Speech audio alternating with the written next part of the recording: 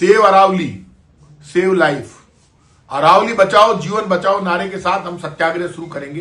कल मैं खुद मेरे घर से खाचरियावास हाउस से 11 बजे पैदल हमारे अंबेडकर सर्किल पे जाऊंगा, जहां बाबा साहब भीमराव अंबेडकर की मूर्ति लगी हुई है। संडे को मैं हमेशा पदयात्रा इसलिए करता हूं जिससे जयपुर में जाम नहीं लगे। कल 45 मिनट तक वहां बैठकर बाबा साहब की छाया में बैठकर उनका आशीर्वाद लेकर और हम सत्याग्रह शुरू करेंगे, क्योंकि हमें मारने की तैयारी है। भारत सरकार की एक कमेटी ने गलत राय दे दी सुप्रीम कोर्ट को। जो सुप्रीम कोर्ट दिल्ली में ये कह रहा है कि जहर से मर जाएंगे लोग, पर्यावरण खत्म हो गया है, सांस नहीं ले सकते, मर जाएंगे, आप अरावली खत्म करने में लग गए। आपने ये कह दिया 100 मीटर से ऊपर जो पहाड़ियां हैं वो अरावली की पहाड़ियां मानी जाएगी। ये अरावली कोई बीजेपी या कांग्रेस की सरकार की बनाई हुई नहीं है, डेमोक्रेसी लागू हुई उससे पहले से अरावली है। अरावली के लिए तो कहते हैं कि विंध्याचल अरावली का वैभव बिखरा पड़ा हुआ, विंध्याचल की अनुपम शोभा सारे जग से न्यारी है, हरी भरी भारत की धरती हमको कितनी प्यारी है।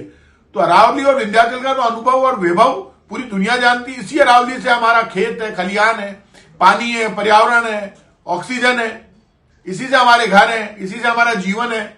यदि आप अरावली को खत्म करने की कोशिश करोगे कुछ उद्योगपतियों के चक्कर में, और सुप्रीम कोर्ट भी इस तरह के फैसले देगा, गलत फैसले, तो हमारी तो मजबूरी है। भारत सरकार यदि पूरी फौज लेकर आती है तो भी अरावली का नुकसान नहीं कर सकती कुछ उद्योगपतियों के लिए।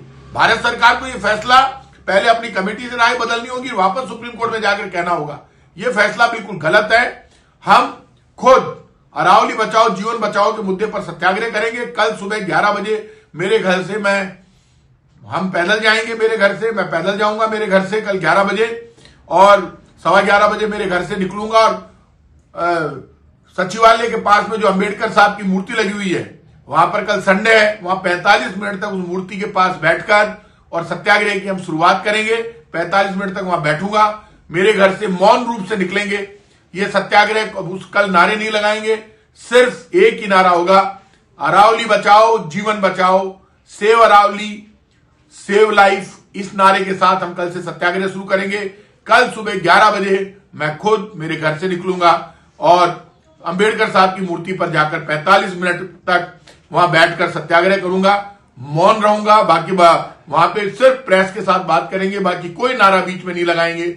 और सब लोग अब चाहे कुछ भी करना पड़े, भारत सरकार चाहे कुछ भी कर ले, सुप्रीम कोर्ट कुछ भी कर ले, लेकिन हम किसी भी कीमत पर अरावली यदि खत्म होती है तो हमारा जीवन खत्म हो जाएगा।